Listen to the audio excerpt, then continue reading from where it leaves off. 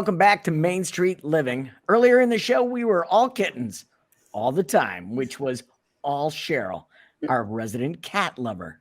Yes, and the other thing that Cheryl loves almost as much as cats is traveling. And I know you just came back from a pretty incredible adventure, and that last year you went through a very scary illness for all of us, especially for you. So I love that you're calling this your Illness Redemption World Trip. When did you start planning it, and how did you choose your locations? Oh, thank you. I started planning it last April from the hospital bed.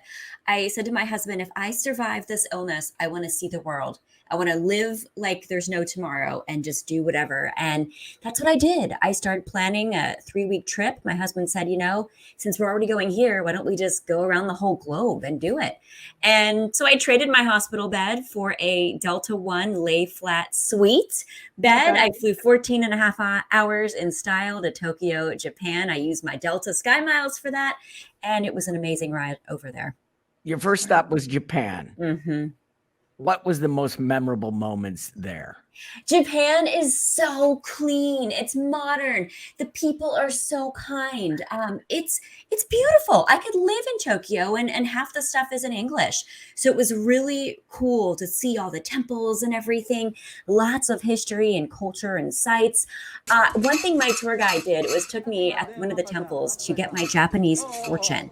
And you'll see here in the video, the first one I got was a bad fortune. And it said all this stuff like, you will have bad this, bad that. And I'm like, no. And you can hear him saying, don't take so seriously. And so I made sure to do it again. And I tied the bad fortune to the little bad fortune tree. And I got a good fortune the second time. Thank goodness, because I'm superstitious.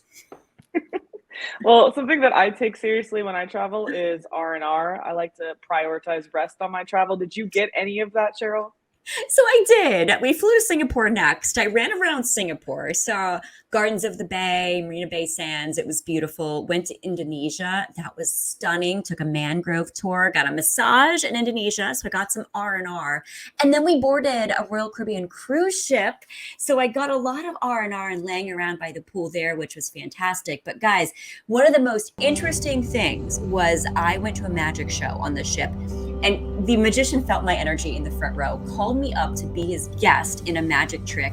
And look, he made me float. I was literally levitating, and I don't know how he did it. I'm still trying to figure it out. I remember when I saw this video, Cheryl, I was amazed. Yeah. Magicians don't give out those secrets. All right? No.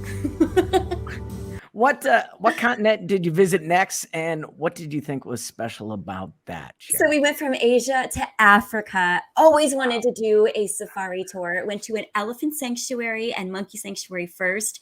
I got monkeys on top of me, on my head. I got to touch them. They were so cute, and I got to touch the elephants. It was really cool. And then we drove up to Kruger National Park and we went on an actual safari. Saw elephants, saw giraffes. We had zebras walk right up next to the car. So many animals. And guys, I was in absolute heaven there. This trip was amazing. Now, and obviously can't be condensed into this short time. So yeah. Where can people learn more about your Illness Redemption trip?